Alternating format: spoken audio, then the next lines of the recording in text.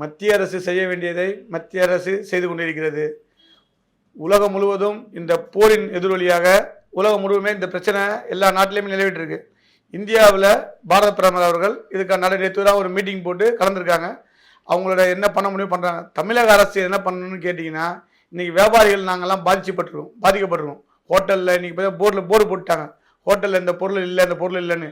இதற்கு உடனடியாக நடவடிக்கையாக மாநில அரசு இந்த சிலிண்டருக்கு அதிகமான வரியை வாங்கக்கூடிய மாநில அரசு இதுக்கு என்ன நடவடிக்கைன்னா, உடனடியாக ஹோட்டல்களுக்கு இலவச மின்சாரம், ஹோட்டல்களுக்கு இந்த இண்டக்ஷன் ஸ்டவ்வு இதெல்லாம் மக்களுக்கு கொடுத்து மக்களுக்கு அவங்களோட உதவியை செய்யணும். இப்போ இந்த 5000 கொடுக்குறாங்களே மக்கள் பாதிக்கக்கூடாதுன்னு, அந்த எண்ணத்தை மாதிரி இதமே மக்களை கொடுத்து இந்த தமிழக அரசு செய்யுமான்றது கேள்விக்குறிதான். இருந்தாலும் எங்கள் சைடு நாங்கள் கோரிக்கையாக வைக்கிறோம், இலவச மின்சாரம் தரணும். இந்த தட்டுப்பாடு நீங்கிற வரைக்கும் தமிழக அரசு ஹோட்டல்களுக்கு இலவச மின்சாரம் தரணும்னு கேட்குறோம். இலவசமானது எப்படின்னா முழுமையாக இலவசம்னு சொல்ல, இன்னைக்கு யூனிட்டுக்கு 16 ரூபா வாங்கலாம்னு வச்சுக்கோங்க. எங்களுக்கு இன்றைக்கி இந்த கேஸ் டைம்ல 5 ரூபாய் கொடுங்க, 6 ரூபாய் கொடுங்க, அரசாங்கம் குறைஞ்ச மின்சாரத்தை கொடுங்க, நாங்கள் யூஸ் பண்ணிக்கிறோம். இன்னைக்கு அந்த தட்டுப்பாடை நீங்கிற வரைக்கும் நாங்கள் இதை பயன்படுத்திக்கிறோன்னு இதுக்கு முன் வருமா தமிழக அரசு? வராது. ஏங்கன்னா இது ஓட்டு வியாபாரிகள் ஓட்டு உங்களுக்கு உழுமானா உழாது, அந்த காரணத்துக்காக கொடுக்க மாட்டாங்க. இது நியாயமற்ற கோரிக்கை தான்.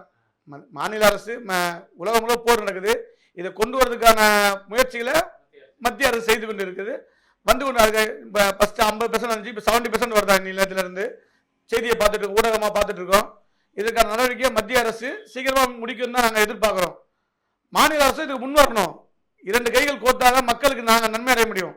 நீங்கள் உங்களுக்குள்ள கருத்து வேறுபாடு வச்சுக்கிட்டு அதனால் எங்கள் மக்களை தானே நீங்கள் துன்புறுத்துறீங்க.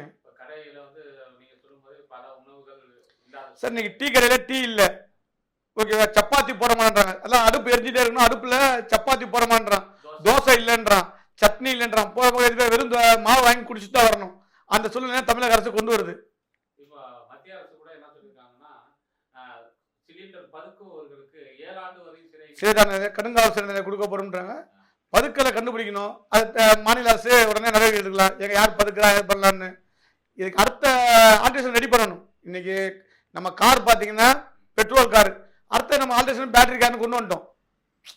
அதுக்கு ஒரு ஆல்ட்ரேஷன் இந்த காரில் அந்த காரில் போகலான்ற சூழ்நிலை நம்ம உருவாக்கிட்டோம். அதே மாதிரி சிலிண்டர் இல்லைன்னா சிலிண்டர் அதுக்கு அர்த்தம் என்ன கொண்டு வரணும்ல அரசாங்கம். திருப்பி கட்டையில் சமைச்சிருந்தோம் கல் காலத்தில், அதை முடிச்சுட்டா இப்போ வந்தோம் சிலிண்டருக்கு வந்தோம்.